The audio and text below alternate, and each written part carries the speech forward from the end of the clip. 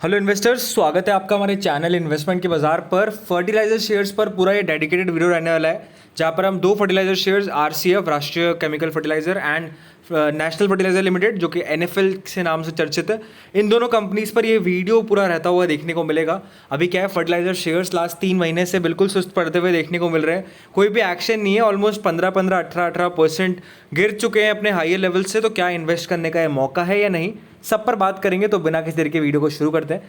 सबसे पहले वीडियो सिर्फ एजुकेशनल पर्पस के लिए, अपना एडवाइजर की सलाह लेकर ही खरीदारी बिकवाली करें। This is just my point of view. आप अपने इन्वेस्टर एडवाइजर से लेकर सलाह लेकर ही खरीदारी बिकवाली करें। हम आपके प्रॉफिट लॉस के जिम्मेदार नहीं होंगे।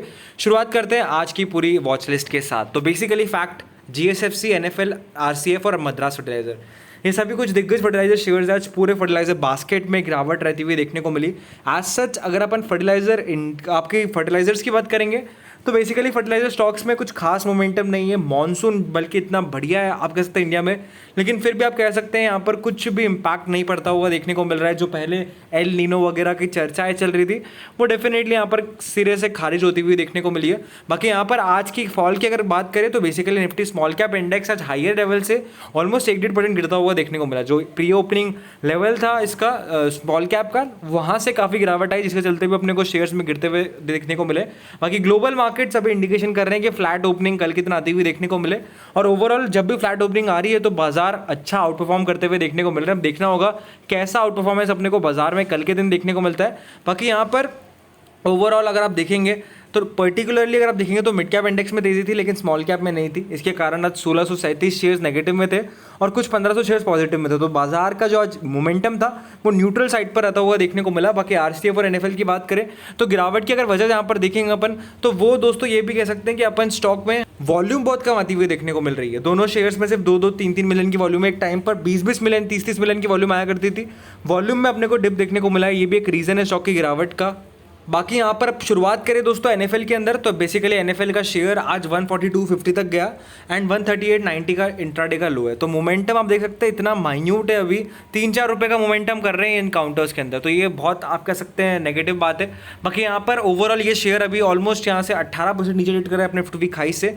बाकी जो लोग खरीदारी के बारे में मुझसे पूछ रहे हैं, मैं यही कहूँगा वेट करने में थोड़ी भला अच्छाई रहेगी। एक छोटी सी वॉल्यूम में अगर स्पाइक आता है 10-15-20 मिलियन तक की भी वॉल्यूम आती है, जिस दिन ब्रेकआउट आता है उस दिन डेफिनेटली अपन आप कह सकते हैं मोमेंटम में बाय करेंगे। बाकी ओवरऑल मैं यही कहूँगा अभी ये स्टॉक पड़े हुए हैं, ज़्यादा कुछ खास मोमेंटम नहीं है, तो अपन चेज भी नहीं कर सकते इन काउंटर को। बाकी लॉन्ग टर्म इन्वेस्टर्स के लिए कोई भी टाइम आप कह सकते हैं गलत नहीं होता है। आप धीरे धीरे लॉन्ग टर्म इन्वेस्टर्स ऐड करते रहे तो बढ़िया रहेगा। कंपनी के फंडामेंटल्स अच्छे ही हैं, प्रॉफिटेबिलिटी डेफिनेटली आती हुई देखने को मिल ही रही है, जिसके कारण आई थिंक सो फ्यूचर इस कंपनी का अच्छा होता हुआ देखने को मिल सकता है लॉन्ग टर्म पर्सपेक्टिव में। बाकी शॉर्ट टर्म में अगर अपन कहेंगे तो सिर्फ और सिर्फ एक ही चीज़ यहाँ पर मैटर करती है, वो है न्यूज़, जो कि डेफिनेटली सरकार से भी आती हुई देखने को मिलती है, गवर्नमेंट से भी आती हुई देखने को मिलती है, आप कह सकते हैं जो वेदर है उससे भी आती हुई देखने को मिलती है, प्लस कंपनी के जो क्वार्टरली रिजल्ट्स है Q-on-Q एंड YoY, ये दोनों रिजल्ट्स है, इस बेसिस पर आप कह सकते हैं स्टॉक मूवमेंट कर रहा है। तो अभी बेसिकली न्यूज़ भी नहीं है, कुछ गवर्नमेंट की तरफ से खबर भी नहीं है, वेदर डेफिनेटली आप कह सकते हैं एक रीजन रह सकता है। बट ओवरऑल अभी एक साथ अगर बास्केट चलेगी तो डेफिनेटली ये शेयर्स आपको चलते हुए देखने को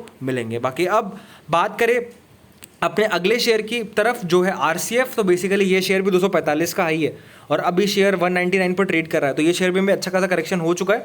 बाकी आरसीएफ आई थिंक कंपनी बढ़िया है, अभी उसका आई थिंक बैड फेस चलता हुआ देखने को मिल रहा है कुछ हफ्तों में।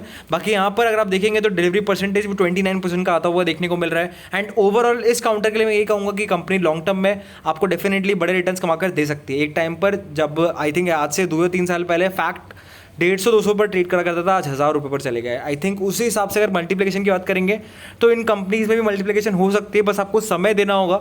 अगर आप समय देंगे, कंपनीज को होल्ड करके रखेंगे 5-7 साल के लिए, तो आपको मल्टीपैकर रिटर्न यहाँ पर जरूर कमाने को देखने को मिलेंगे। बाकी शॉर्ट टर्म में सिर्फ और सिर्फ मैंने आपको 3-4 फैक्टर्स बताए, न्यूज़, कंपनी के रिजल्ट्स, वेदर एंड दोस्तों आप कह सकते हैं पूरा बास्केट का कैसा मोमेंटम है, सेक्टर रोटेशन कैसे होता हुआ देखने को मिल रहा है, उन्हीं बेसिस पर शेयर चलते हैं। तो वो अगर उनमें से कुछ आप कह सकते हैं ट्रिगर होता है तो यहाँ पर तेजी बनेगी। बाकी ओवरऑल अभी जैसे ट्रेड कर रहे हैं, मुझे लगता है कि कुछ हफ्ते में अगर ब्रेकआउट आते तो आई थिंक सो यहाँ पर 220 से 230 तक की जगह अपने को with in a month in counter बनते हुए देखने को मिल सकते हैं। तो होप्स आपको वीडियो पसंद आया होगा एंड अगर वीडियो अच्छा लाइक करें, शेयर करें, सब्सक्राइब करें इस वीडियो।